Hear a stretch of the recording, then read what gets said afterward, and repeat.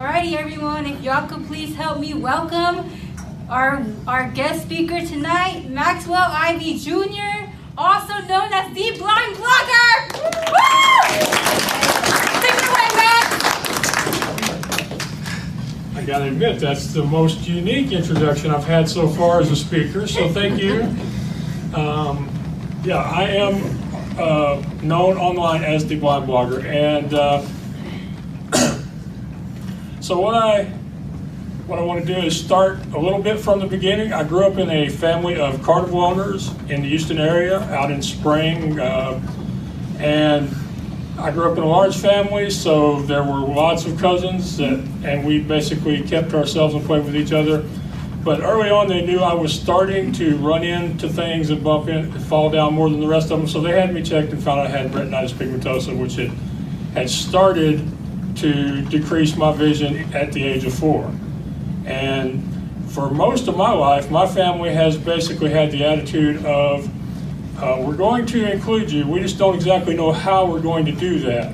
And it's been a continuing process during the early years to figure out ways to do that. So my family operated carnivals, so I helped in the food wagon, because my grandmother figured it was easier to watch me in an 8x16 trailer than it was to have somebody chase me around the midway.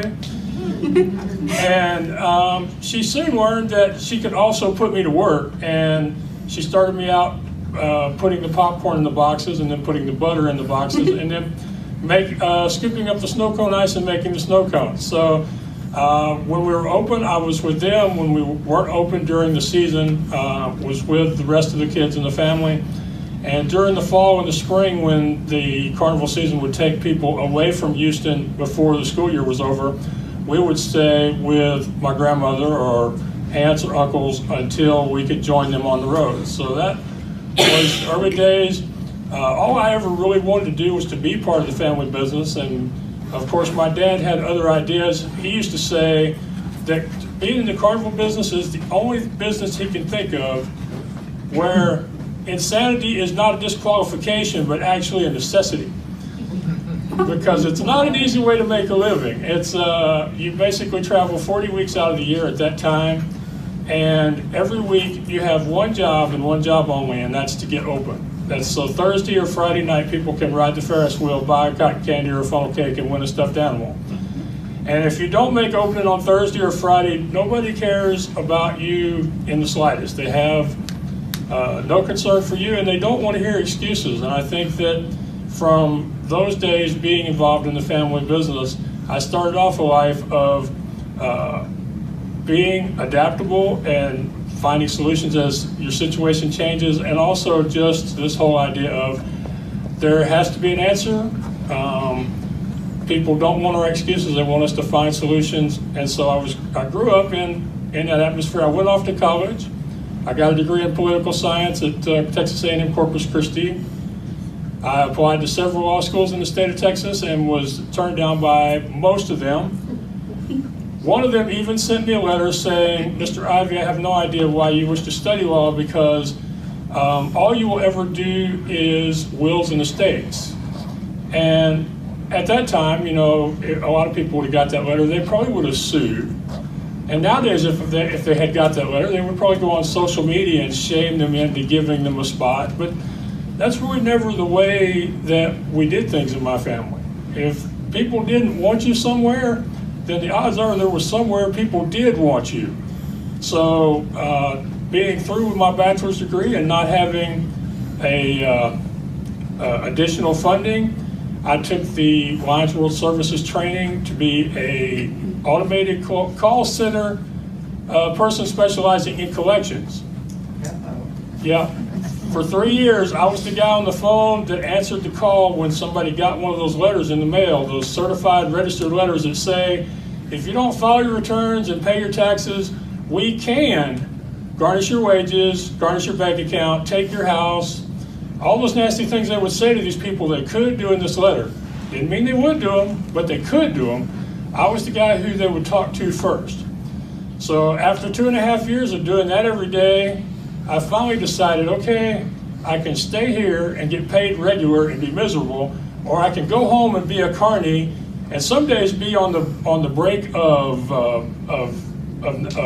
not having any money in my pocket, bankruptcy.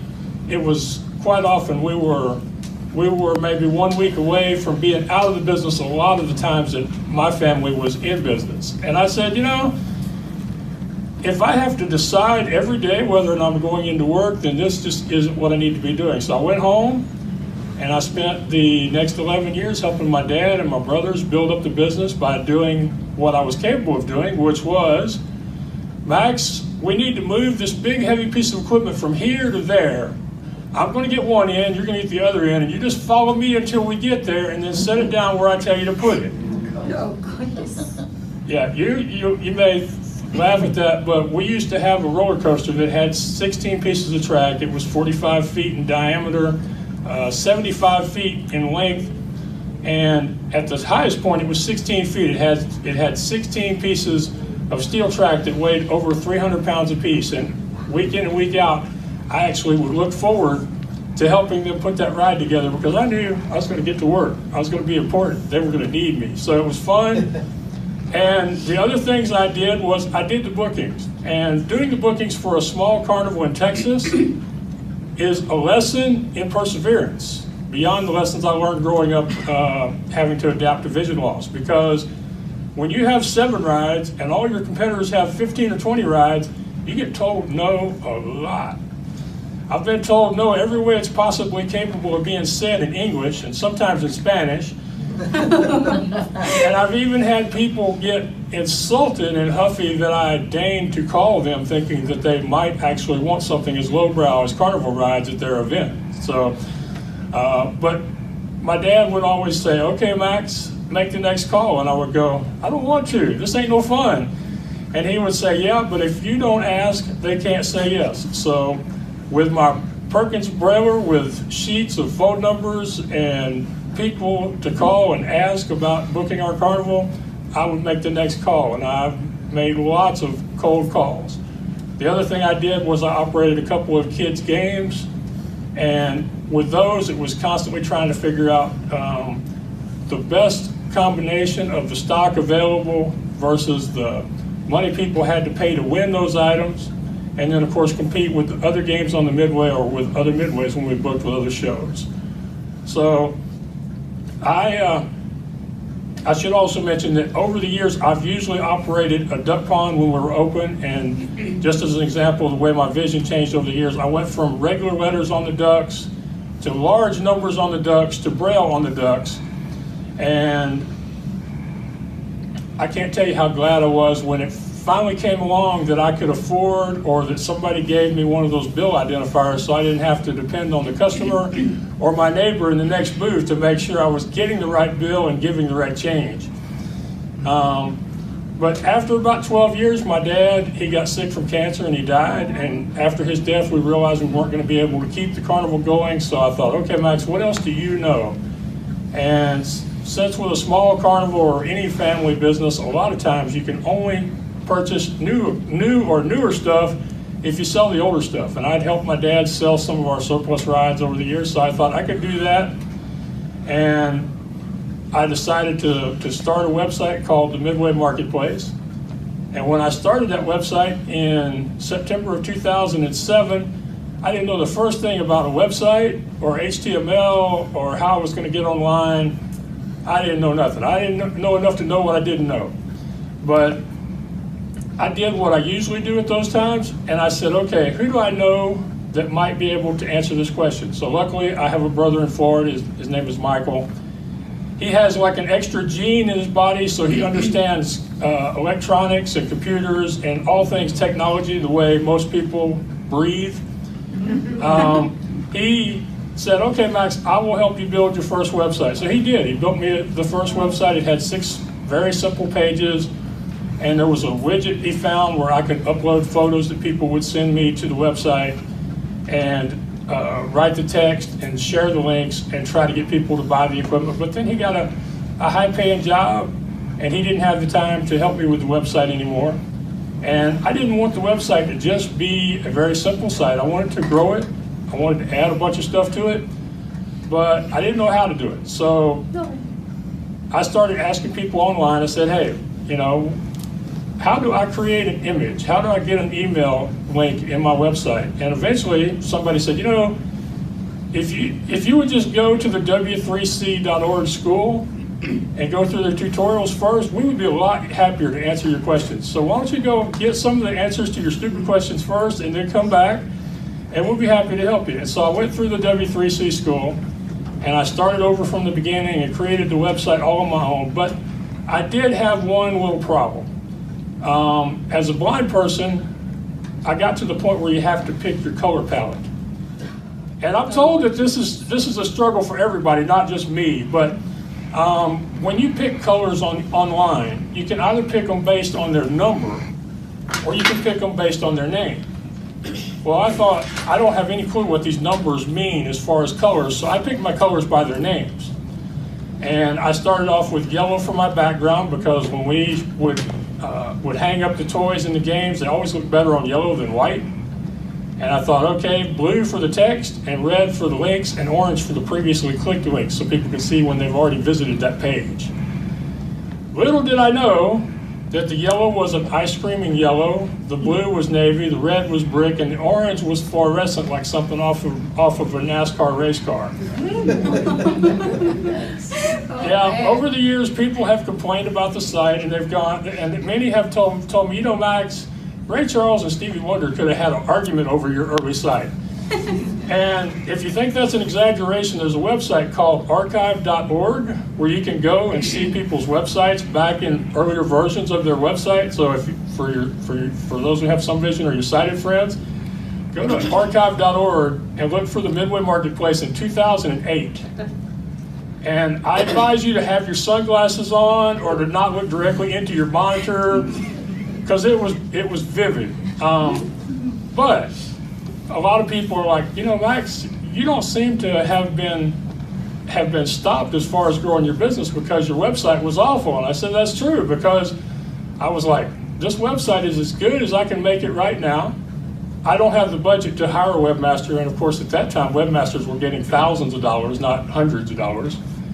And at that point I was also thinking, how would I find somebody that I would be willing to trust to turn the keys to my car over to after I've spent this much time and effort building it to this point? So even if I could have paid somebody, I doubt I would have done it, because I would have been afraid of them messing up my site.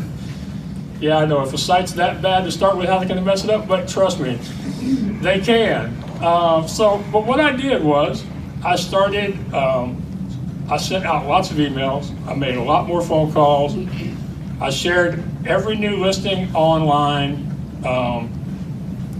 I sent out emails, and one of the things I did early that really helped me was people wouldn't open my emails. They were like, you're the new kid, you've never sold rides before, why should we even care what you think? And of course I also had a different business model. I was wanting to get paid a commission on each sale, and some of my competitors were offering sites where people could list their items for free. So I had to explain to these people, well, why is it you should be giving me part of your money when I sell your ride? And so that was another reason why I didn't want to open my emails. But I finally started thinking, what is something I could give these people for free? And nowadays they call it an opt-in gift. Most of y'all are subscribed to email lists, so you know what I'm talking about. Something they give you for free to give you their email address. And I thought, what can I give them that I can give them for free that I have? And I thought, well, most of these people would like to have more traffic to their websites. And one of the ways to get traffic is by adding links. So I would go find their information, create a link, and then send them an email and say, hey, I just added this page to my website for you. And all you have to do for it to stay there and possibly bring traffic to your site is to let me send you an email once a week. And from people not opening my emails, there's now over 4,000 email addresses in the mailing list for the Midway Marketplace. And there are people in Australia, South Africa, and the UK who generally would prefer to deal with me before any of the other people here in the US, just because of the relationships that I've built up over the years through doing that. So I sent out the emails, built the email list, and of course then I had to start figuring out social media. And I don't have to tell y'all how bad Facebook and Twitter and LinkedIn are, because they continue to be a problem for everybody, not just the blind, but also sighted people. That's one of the things I'm surprised by. Whenever I complain to sighted people about Facebook or Twitter, they're always, Max, we have the same problems. But I had to figure out, okay, when I first started using Facebook, it was about how many friends can you accumulate. Since then, it's changed to where not all your friends will see your content, so it's a matter of creating relationships online through social media. And there again, I didn't know exactly how do I get to make friends online. And a good friend of mine, Adrian Smith, said, well, Max, the best way you can make friends with other people online is to do things that help them. She said, so start with visiting their blogs or their podcasts and leaving comments. Share their posts, and then after a while, send them an email, or after a while, you come to their attention, and they'll do something for you. And so after a while, Adrian featured me in a roundup post, and then another blogger decided to ask me to write a guest post for his website. And every time that has happened, it's led to another person that I've added to my online community. And if you ask Ron or Lisa, they'll tell you that I depend on the help of a lot of friends online, many of whom I treat as if they're family, and some of whom even have my login passwords to stuff, because there are times when it's easier for me to ask somebody in Canada than it is to ask somebody here in my own house. It just has been, I've been lucky to find a lot of people who I've been able to trust over the years, because I look for and expect to meet good people. Now, I'm not going to say that I give out that kind of information the first time I meet somebody, but there have been so many who have helped me that have either done things that they usually charge for and done them for free or for less, or have steered me towards resources that I needed. So continue to build the Midway Marketplace. And then the last thing about the Midway before I talk about the newer stuff is I wanted to start recording videos and tell people about the items on my website or what was going on the website. And I got the idea because I actually sold a carousel for a woman in a very short period of time by sharing a very short video of just the ride and operation where people could see it before they decided to go look at it. So I wanted to do video. I figured out the video using QuickTime on my laptop, but I had to get help from somebody online in Chicago who helped me decide how to set my camera so that I record myself in focus, which thankfully I do most of the time. And I wanted to record the videos, but at the last minute I was stuck for an intro or an outro. And people said, if you're going to do a podcast, you need to have an actual intro. And at that time, I didn't want to stall off till after the first of the year and find somebody or pay somebody to create one. So I thought, why don't we just do this? Why don't I just sing on the intro and see what people think about it? And it was about Christmas time, before the New Year. And so I did a little bit of Christmas Carol from Nat King Cole, chestnuts roasting on an open fire, Jack Frost nipping at your nose. I did some of that on the intro to the podcast, and people liked it, and they asked me to do more of it, and then they eventually asked me to just start posting videos of me singing as opposed to me talking, which is actually borne out by my YouTube stats, that if you look at YouTube and see how many minutes people watch of your videos, they generally tend to watch more of my singing than they do of my talking. But I'm fine, especially now that my speech coach has told me, Max, what you need to do is just start singing when you give talks or when you do interviews. And I went, that sounds like a good idea. And actually, over the years, there have been a lot of people who have interviewed me on radio shows and podcasts who asked me to sing and were impressed that I was willing to do it. Of course, they always think that I'm doing it on the spur of the moment, that I haven't practiced or warmed up or wasn't ready for them, but we'll just let them think that, Sometimes being underestimated is a great advantage, because it gives you the opportunity to impress people in a way you probably couldn't have if they were expecting it. And one of the things I learned from people I know who are musicians who perform in front of crowds of, say, 3,000, 4,000, or 5,000 people is, they're like, Max, I can't believe you had the guts to sing live a cappella on a podcast. And I'm like, I can't believe you have the guts to sing in front of 5,000 people. So it's interesting what we're all afraid of. Which reminds me, for those of y'all who haven't been connected with us on Facebook during the lead up to this, today I told Alyssa that I was more nervous about dealing with Uber than I was about talking to y'all. So I agree. So sometimes, things that scare us don't scare other people. But I did that first episode, and I've really enjoyed doing the singing to the point where now that my podcast, the What's Your Excuse show, no longer has singing in it, I sometimes get lost and feel like, Max, you need to go back to singing, because then you at least know where you're at in your own show. But I'm getting used to it. So after the videos and the website and all the other stuff I was doing online, people were like, Max, we are really inspired by what you're doing online. We think you should share more about being an entrepreneur who happens to be blind. And at first, for almost 2 years actually, I disagreed with them and told them that I was nothing special. I'm just a guy who works his butt off every day to build a business to support his family. And finally, people said, yes, Max, but there are so many people out there who have absolutely nothing to hold them back or to make things more difficult on them. As she put it, they have no excuse, and yet they continue to do nothing in their lives and sleepwalk through their days and find lots of excuses for not doing more than they are.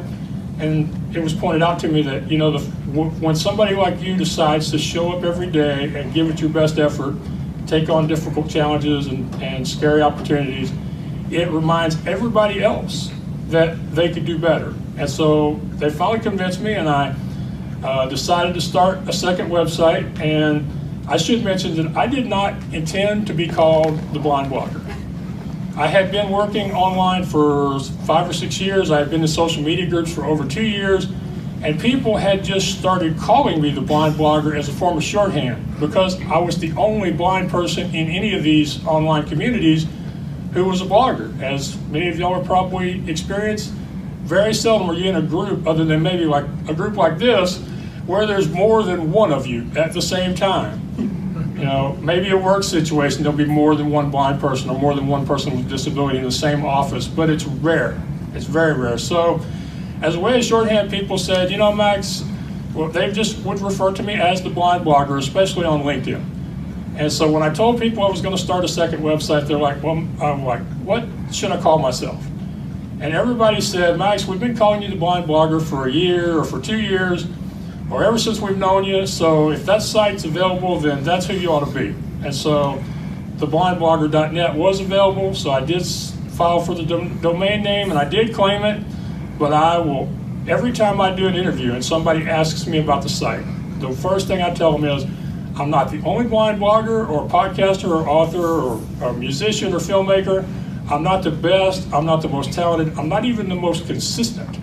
I'm just the guy who was shamelessly promoting himself and his work over a course of time, and people noticed me more than they noticed a lot of other good people who don't have the confidence or don't have the perseverance to put themselves out there. Because when you do put yourselves out there like I do, there are going to be some times where people are not going to be nice to you.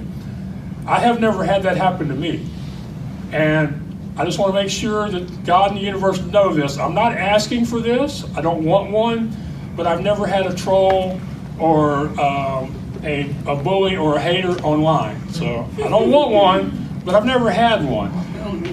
But like I said, I tell people all the time, I'm not the best. I'm not the only one. You really should go meet some others who are better than me.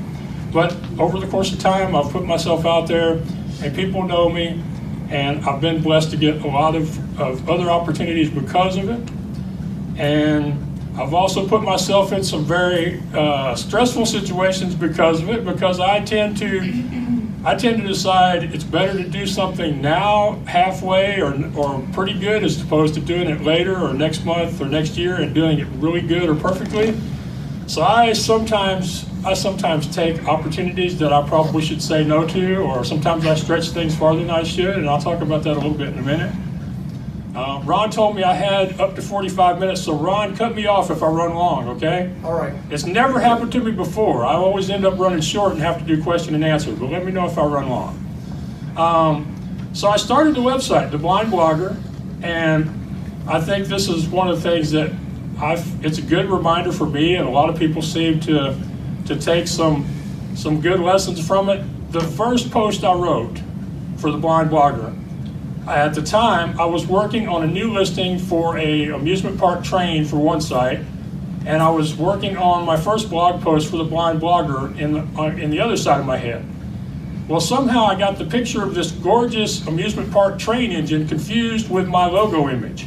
And so the very first post is titled, "I think I'm ready to be an inspiration."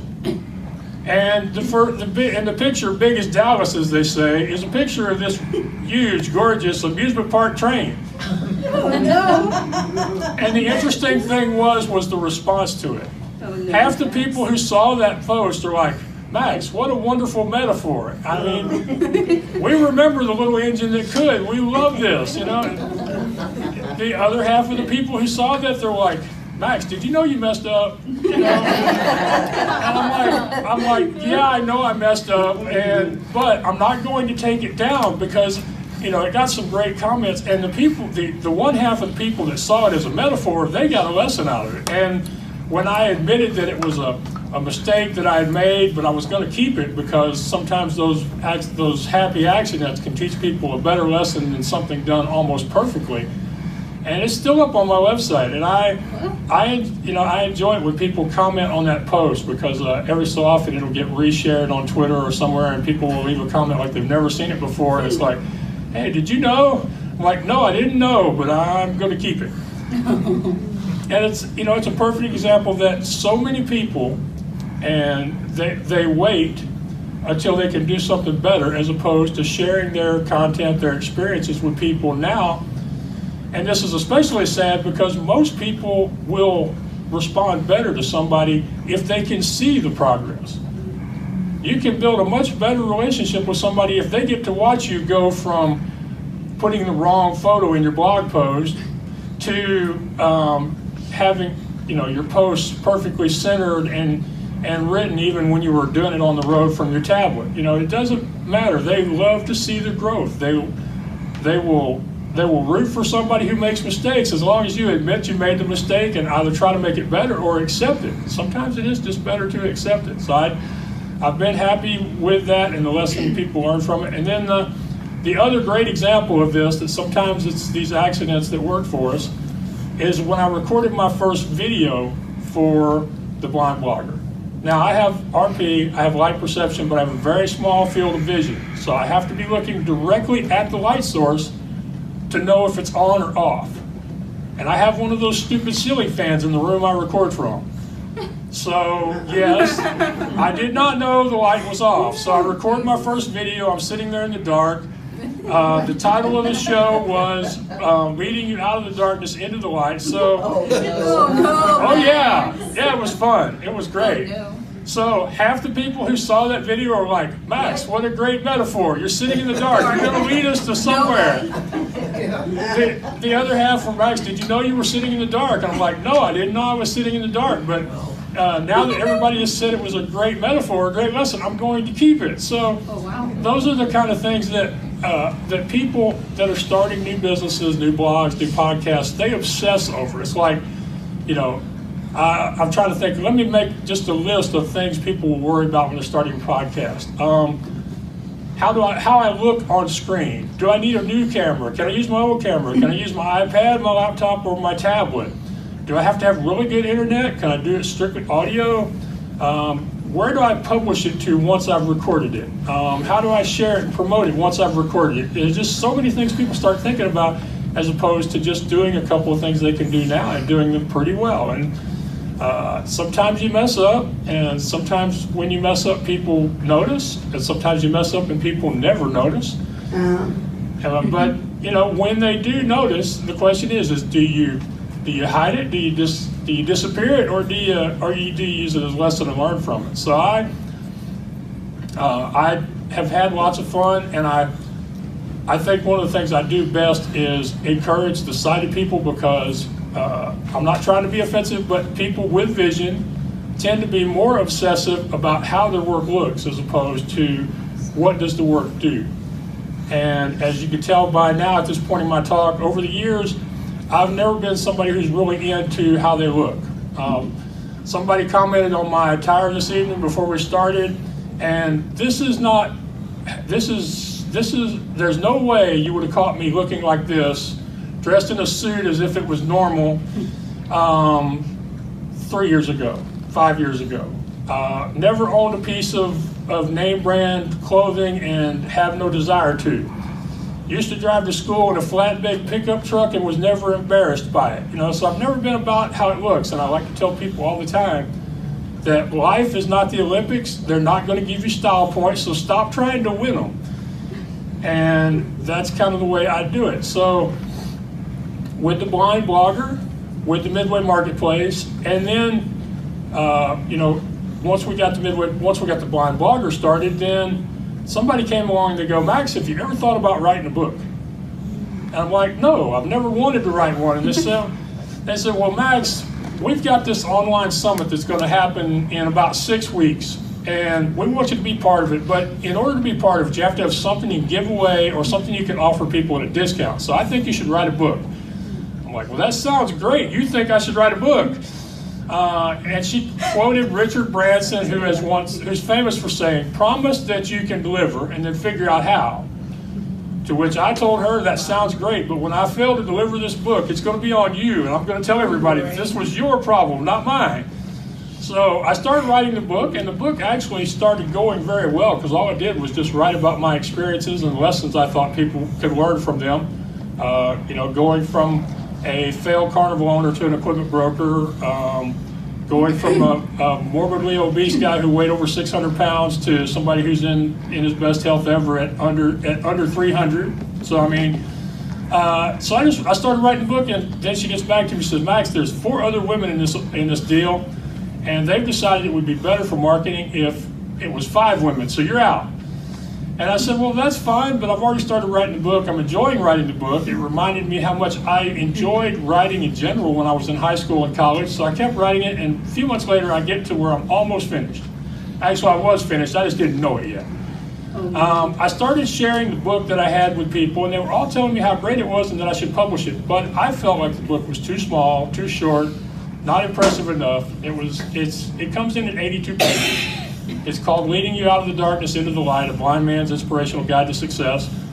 Finally, a woman who's a real good friend of mine in California read it. She said, Max, this is a great book. It's the perfect size. It's not intimidating. I can carry it around in my purse if I want to.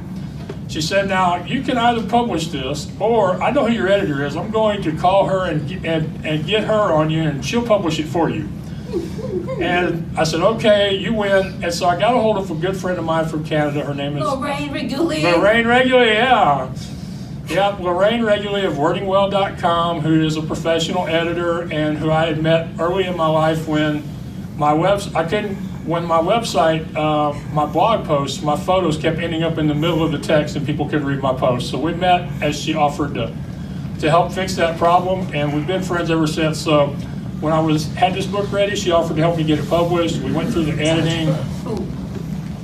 We got it out on Amazon and CreateSpace, and we started selling copies of this book, and it's gotten quite a few 5-star reviews. It's also been great to see people reply to it once they bought it, because in the book it includes my email address, and it encourages them to report on their progress through the book to me via my email, something that very, very few other people will do, because most people are afraid of getting too many emails. But I thought it was best because I know lots of people, including myself, who have read the book, listened to the audio course, watched the video, went to the seminar, and they still weren't able to do anything different than what they were already doing. So I felt like I really want these people to know, I want them to succeed with my book. So I felt if I include the email address and tell them that every time they work through one of the exercises to send me an email and let me know how they're doing, I thought that was the best thing I could do for them. And interestingly enough, there's been a very small percentage of people who have bought the book who have actually written to me. For some reason, even if you tell people it's okay, they are afraid that you're going to think they're trying to get services from you for nothing. And so at least I was right to put that out there. So that was my first book, Leading You Out of the Darkness into the Light. And like many things that I do, it wasn't something I planned to do, it wasn't something on my to-do list, but a good friend came along and double dog dared me to write it, and I started writing it, and the next thing I know, I've got 3 books. And I still have not finished writing the book from my first travels as a speaker a year and a half ago. So if y'all see my editor or speak with her online, don't tell her that I wasn't working, okay? Y'all don't get me in trouble now. Yeah, don't tell her I wasn't working. So after the book, I had been wanting to meet more people face to face, and living in Houston, with especially out in Conroe, there's not a lot of great options for transportation in Houston. But I did want to meet more people and start sharing my story more. And one day I'm reading on LinkedIn that somebody's looking to have a guest on a radio show called the Brian the Hammer Jackson Show, and he's wanting to interview small business owners. This was while I was still mostly focused on the Midway marketplace, but I had started doing some of the BlindBlogger stuff too then. And so I submitted my pitch to be on the show, and he picked me, and I'm standing out in my garage, I'm waiting on my flip phone for them to call me. It'd be my turn, and they finally call me, and my phone drops the call. And then I call back in, and the line is busy. And then they call me back, and they get my voicemail because I'm trying to call them again. Eventually, we get on the line, and the host goes, "What is your problem? Are you blind or something?" And I told him, "Well, yes, I am." And then we had what no radio or TV host wants to have happen. We had silence. For over a minute, there was absolutely no talking at all. And then finally I started laughing at him. Wasn't laughing at him, but I was just laughing at the situation. And he started laughing. And the next thing, we're best buddies, and he's like, come back on the show again next week, we'll talk about it then. And then next week became the week after, and I ended up making regular appearances on his radio show every Friday morning for about 6 months. And I actually credit him for being the person who showed me just how powerful podcast and radio show appearances can be, because when I would do one of his shows, the next day and the next 2 days, I could actually see an appreciable difference in the traffic to my websites just off of, and trace them back to where those people had came from. They had come from links posted after his show. So I could see, this is some powerful stuff doing these interviews. And from doing his show for 6 months, then I started going, well, there has to be lots of other shows I can do. So I started reaching out to shows, and one of the things I have a real advantage with when I pitch people is there's a lot to my story. I can speak to hosts who want to talk about business startup and bootstrapping and social media marketing. I can speak to people who want to talk about self-help and personal development and overcoming adversity or life circumstances. I can even talk to people who want to talk about health and weight loss and living a healthy work-life balance and enjoying life to the fullest. So over the last 6 years, I have appeared on over 100, if not 200 shows. And that has transitioned to people asking me to get them booked on shows to now paying me to get them booked on shows. And it's something I did in self-defense because I didn't see a way to go meet people here in Houston easily. And I really wasn't even targeting organizations like this one, which I'm very thankful that y'all have this organization, and I wish I lived closer to you so that I could attend more often as a member instead of just probably today as a speaker. But I really, in the last few months, have started to realize just how many places there are here in my own backyard that I can share my story in person as opposed to mainly online, over the phone, over the net. Now, I mentioned earlier that I often take on opportunities that are maybe a little above my pay grade, to borrow a government phrase, but 3 years ago, let's see, this is 2000 and fixing to be 19, so 3 years ago in 2016, I read about a competition called the Amtrak Riders in Residence, where Amtrak would pay for people to go on a cross-country train trip so that they could meet new people, be exposed to new scenery and experiences, and get their writing juices flowing so they could work on a writing project. And I decided, okay, I'll go check it out. I went to their website, and I started reading the bios of past winners. And I read things like, have had plays produced off-Broadway, have published 10 novels, have been bestseller on Amazon, have had their movies screened at such and such film festival, you know, not the big ones, but still.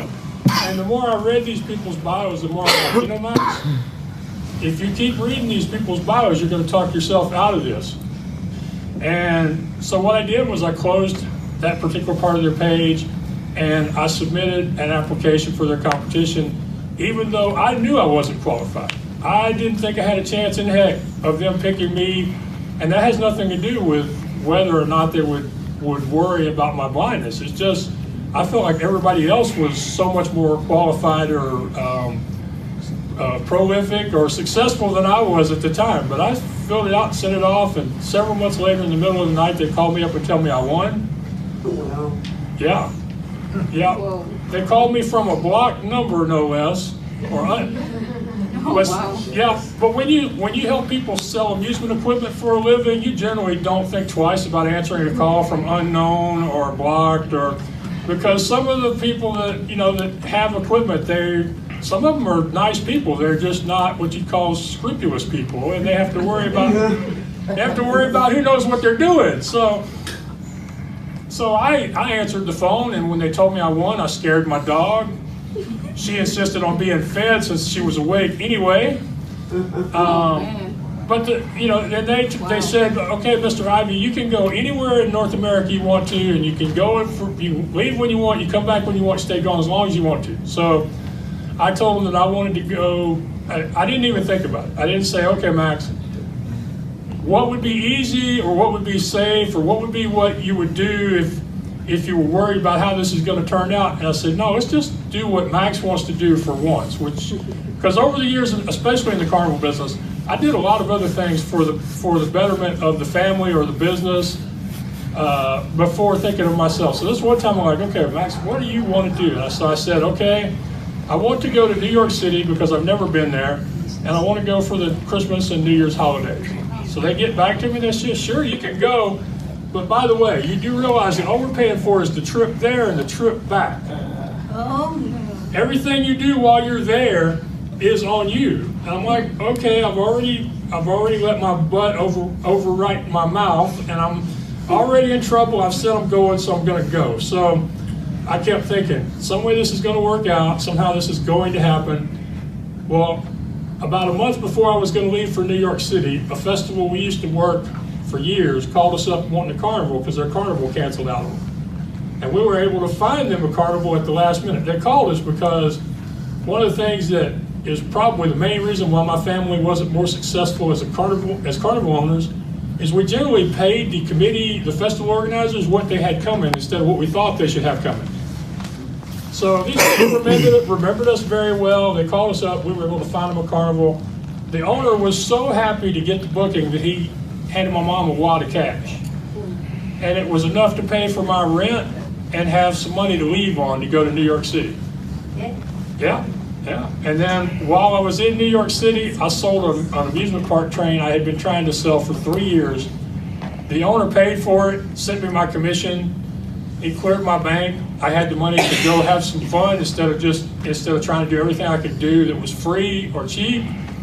But I left Houston with $400 in my pocket to go to New York City for 2 weeks. Whoa. Yeah, that's not something I'm going to do again. I've finally learned my lesson after last fall. But yeah, I have done that. I have left town with very small amounts of money on me, feeling like somehow I would make it work out. And sometimes I've been lucky enough to stay with friends I've met online, visit family members, or do things to bring in income in a short period of time. More than once I have found new clients from my online media booking work who paid and got me out of the jam that I was in, because I was more interested in going than waiting till I could go and do it right. So, but I came back home from New York City, and I've really enjoyed that experience. I won't do it again, not on $400, but I would love to go back there again. And I think the book about my experiences in New York City is a really good read. I tell people it's part travel story, part self-help book, but always entertaining. 7:30 p.m. Okay, well, I think that's my cue, and I'm getting close to my time being up. So I just want to get one. I want to get one more story in, if that's okay with y'all, and then I want to do one more thing that I do because it's my thing before I'm finished. But when I recently went to Philadelphia and New York and was planned to go to Pittsburgh to give some talks last year, I left with not enough money. And while I was gone, things changed on me and my expenses went way up. I got sick, so sick to the point that I ended up having to come home and cancel out the trip to Pittsburgh. And when I got home, I was so sick that my friend who picked me up wouldn't let me in his truck until I put on a mask and gloves. Have you ever put on gloves as a blind person? Those plastic dishwasher gloves, and have to put on 2 pair? Oh man, I was totally confused. But the thing is, the reason, like I said, I was broke in New York City. I was sick as a dog. People couldn't understand me when I talked to them. 2 cabbies tried to have me arrested because they thought I was saying I wasn't going to pay them. I was trying to tell them I wasn't going to pay them until they got me inside the address I was going to, but they misunderstood. I got sick, got broke, and I started reaching out to people I've known online over the last few years, and one of them showed up and bought me a motel room for the night. The other one showed up and bought me my train ticket back home to Houston the next day. It's because of the way I treat people online, that I don't just think of them as numbers or as people who I can sell stuff to, that I really want to make friends and relationships and hopefully be able to help them or have them help me when either of us needs it the most. And so when y'all think about this group, or when you leave here, when you come to the next meeting, I hope y'all have a way of staying in contact with each other beyond the meetings, and that it's not just we all talk about the meeting or who the next speaker is going to be or what we're going to do, but I really hope that this is the kind of group that I would think, we should have a Facebook group.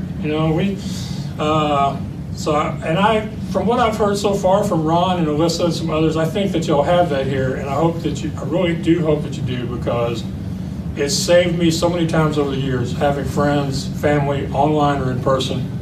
And so I want to thank Ron for inviting me. I want to thank Elisa for making sure that we all got here, for really pushing this and getting me here and getting me excited about it, having so many people turn up. And so now I'm through, but before I finish, I always like to sing a little bit of my theme song, The River. So I'm going to do that, and then whoever's running the video can turn it off for me, okay? Too many times we stand aside and let the water slip away, till what we put off to tomorrow has finally come today. So don't stand upon the shoreline and say you're satisfied. Choose to chase the rapids and dare to dance the tide.